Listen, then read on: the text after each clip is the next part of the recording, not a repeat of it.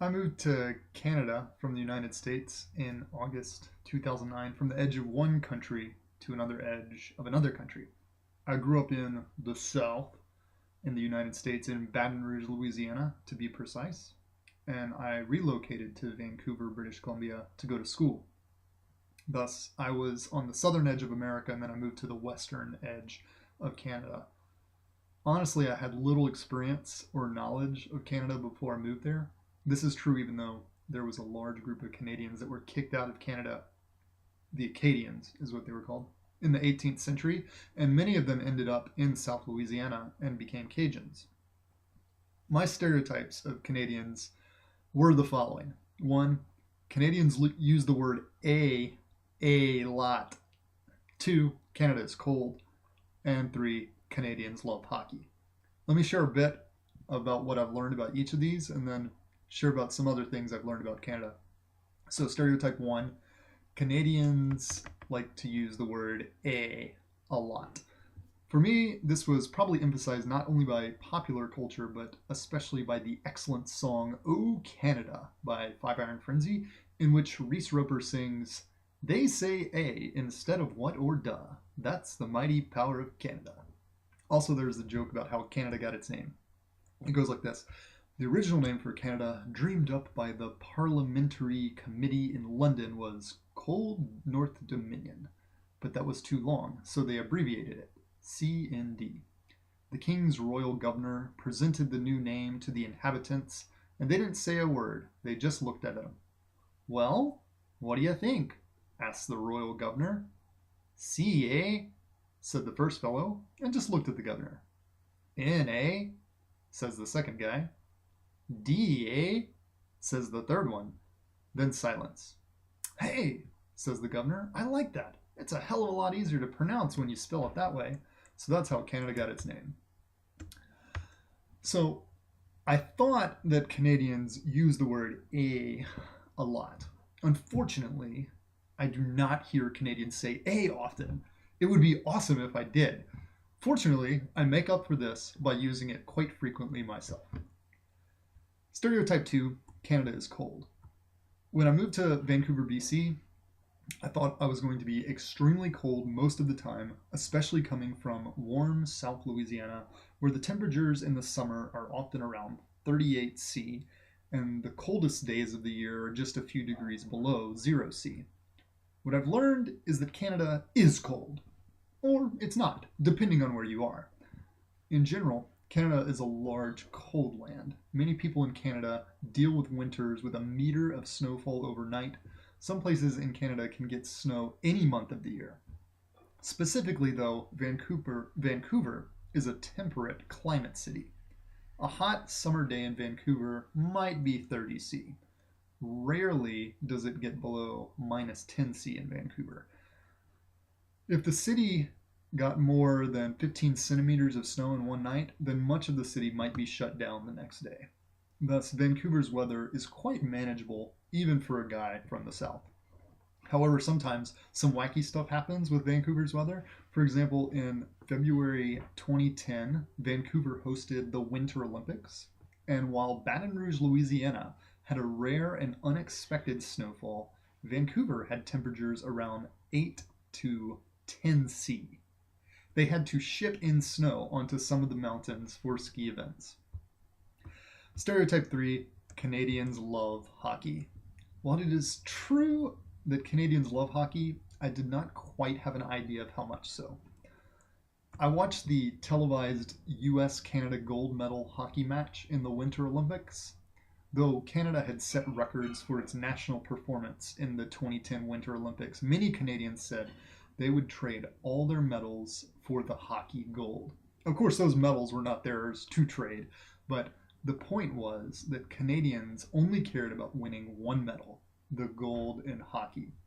The Canadians won the hockey match in overtime, and the country exploded. I went downtown in Vancouver that night, and the celebration was great. The energy of the city was exciting. People were chanting on the subways. There was a massive party in the streets on a Sunday night. People were giving high fives to strangers. It was a bit like Mardi Gras in Louisiana, but much less disorderly behavior. Now, let me contrast this with another hockey experience I've had in Canada. But first, let me say this. I came from a university that had a massive sports program. Louisiana State University won two national American football championships in the last decade in a very competitive conference. Earlier this month, though, they lost the national championship game. Fans were disappointed, but they did not quite react the same way as Canadians did in June of 2011. The Canucks, Vancouver's National Hockey League team, were in the Stanley Cup Finals in June last year. The series count was 3-3. Vancouver faced Boston in Vancouver for the final game, and they lost. A riot erupted after the game. A riot over a hockey game. So Canadians love hockey, probably too much. Thus, I learned each one of my major three Canadian stereotypes was not quite accurate. And as a matter of interest, before I go, some interesting things I've learned about Canada and Vancouver over the past 2.5 years, which had little to nothing to do with my preconceived notions of Canada, are the following. 1. Vancouverites often speak with an inflection so that their voices raise at the end of a sentence. In my experience in America, this inflection is generally used in asking questions. For example, have you seen the cat? In Vancouver, people may say a sentence like this: I'm going to Vancouver? Which, to me, when I hear it, sounds like a question. I'm going to Vancouver? Vancouverites also like to use with a raised inflection on the end frequently to communicate that they're listening or that they agree with what you're saying. For example, person 1 says, my house just caught on fire. Person 2 responds with, Number 2, Vancouverites love dogs. One of my missions is to go outside one day and not see someone walking a dog. I don't think this has happened to me yet. Number 3, Vancouver is very diverse. There are many Asians in the city. There are a variety of lifestyles. Less than 5% of the city is Christian. And in fact, this is consistent with the general Canadian ethic that diversity is welcome here as long as there is tolerance, which is often the case. Number 4, public transportation in many parts of Canada is solid. Whereas in most cities in the United States, it is not practical to live without a car, many persons in cities in Canada walk a lot and rely on a pretty decent public transit system. Number 5, Vancouverites are nice and polite, but not necessarily friendly. People are much less likely to engage strangers in public in Vancouver than they would in Louisiana, I believe. And Canadians say sorry often.